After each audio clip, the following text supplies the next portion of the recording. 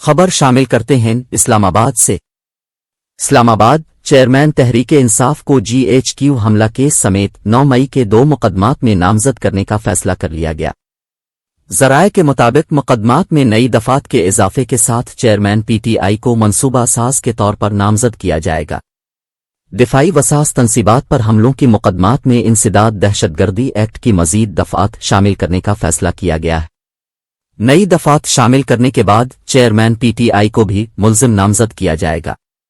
ذرائع کا مزید کہنا ہے کہ چیئرمین پی ٹی آئی پر گرفتاری کی صورت میں حساس مقامات پر حملوں کی منصوبہ بندی، کارکنوں کو اکسانے اور اشتعال دلانے کے الزامات عائد کیے جائیں گے اور زیر تفتیش ملزمان کے بیانات کی روشنی میں ملزم نامزد کیا جائے گا۔ ذرائع کے مطابق چیئرمین پی ٹی آئی کی بطور ملزم نامزدگی کا فیصلہ گزشتہ روز کیا گیا تھا۔ فیصلے سے قبل قانونی ماہرین سے مشاورت بھی کی گئی۔ جی ایچ کیو کیس تھانہ آرے بازار جبکہ حساس ادارے کے دفتر پر حملے کا مقدمہ تھانہ نیو ٹاؤن میں درج ہے۔